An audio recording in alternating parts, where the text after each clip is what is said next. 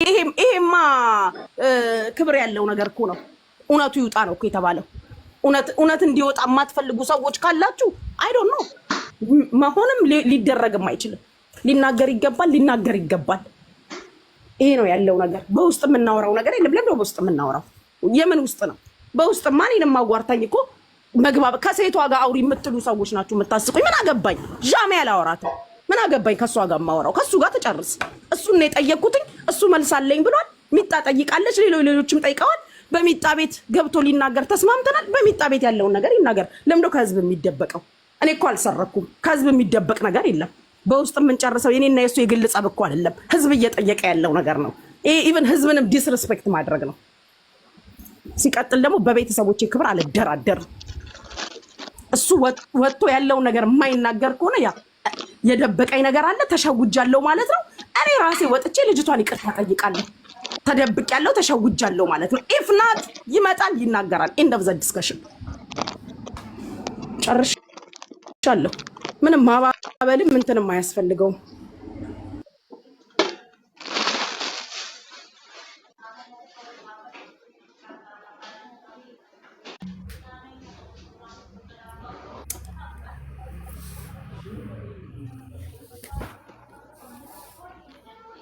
ጉቺዬ ሀሳብሽን እናከብራለን። በቃ እንግዲህ የቡሱ ሀሳብ ሰምተሻል።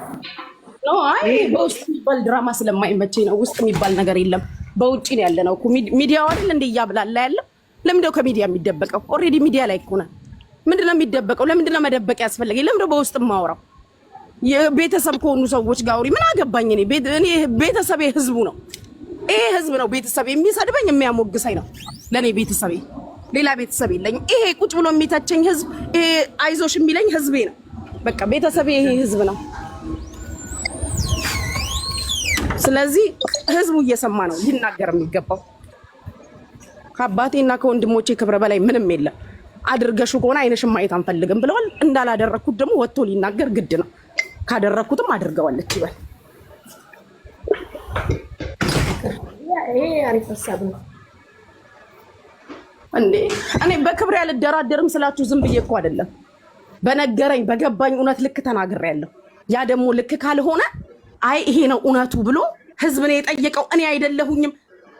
ልክ ለጂጂ እንደላኩት ሚጣጋ ተልኳል፣ የተለያዩ ሰዎች ጋር ተልኳል። ስለዚህ ሊያስረዳ ይሄን ህዝብ ግድ ነው። ካላስረዳና ካልመጣ ደግሞ ሄለን እኔም አንቺም ተሸውደናል፣ ተዋሽተናል። እኔ ይሄው 2100 ሰዎች አላችሁ። ወጥቼ ይቅርታ ልጅቷን እጠይቃለሁ። መጥቶ የማያስረዳ ከሆነ